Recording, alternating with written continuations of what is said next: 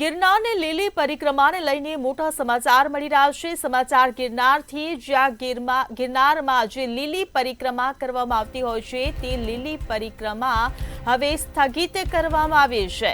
તો સૌથી મોટા સમાચાર સામે આવી રહ્યા છે। ગિરનારની લીલી પરિક્રમા સ્થગિત કરાય છે। ખરાબ રસ્તાઓના કારણે પરિક્રમા રદ કરી દેવામાં આવી છે।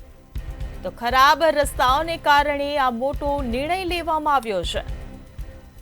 ત્યારે વરસાદને કારણે જંગલ વિસ્તારમાં રસ્તાઓનું ધોવાણ થયું છે, તો જેના કારણે આ મહત્વનો નિર્ણય લેવામાં આવ્યો છે।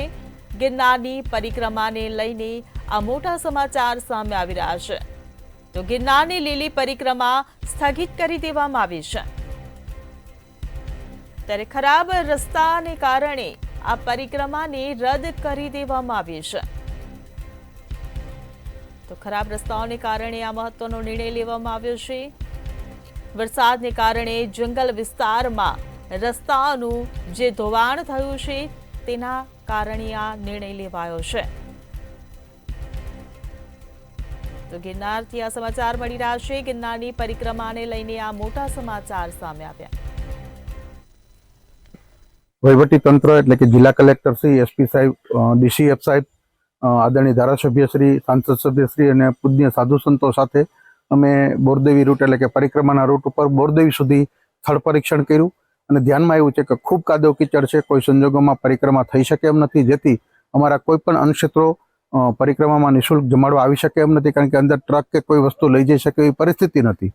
સાથે સાથે હજી વરસાદની આગાહી ચાલુ છે, એટલે આવનારા 24-48 કલાકમાં પણ હજી વધારે વરસાદ પડવાનો હોય ત્યારે સર્વાનુમતે તંત્ર, સાધુ સંતો, ઉતારા મંડળ અને સરકાર, વહીવટી તંત્ર બધાને સાથે રાખી અમે બોરદેવી ખાતે જે એક નિર્ણય કર્યો છે કે જે આપણી પરિક્રમા છે સત્તાવાર પરિક્રમા બંધ રાખવામાં આવશે અને પ્રતિકાત્મક પરિક્રમા સાધુ સંતો દ્વારા, વહીવટી તંત્ર દ્વારા નક્કી કરવામાં આવે એ મુજબ 5-25 લોકો સાધુ સંતોની હાજરીમાં પ્રતિકાત્મક પરિક્રમા પૂર્ણ કરશું અને 1 તારીખે રાત્રે મુહૂર્ત કરી લેશું અને 2 તારીખે સવારે પ્રતિકાત્મક પરિક્રમા કરવા માટેની સૂચના કલેક્ટરશ્રી આપશે। સવારે 6 વાગ્યાથી લઈને દિવસ દરમિયાન આ પરિક્રમા પૂર્ણ કરવાની રહેશે, કારણ કે રાત્રિ રોકાણ અંદર શક્ય ન હોય, જેથી કરી ગુજરાતભરના, મહારાષ્ટ્ર, રાજસ્થાન અને મધ્યપ્રદેશમાંથી આવતા દરેક શ્રદ્ધાળુઓને અમે અપીલ કરીએ છીએ કે કોઈ પણ જુનાગઢ ના આવો, તમે તમારી ઘરે રહી તમારા માતા પિતાની પ્રદક્ષિણા કરો અને ગિરનારને યાદ કરી પ્રદક્ષિણા કરી પરિક્રમા કરશો, કારણ કે સત્તાવાર પરિક્રમા બંધ રાખવામાં આવી છે। જય ગિરનારી મિત્રો।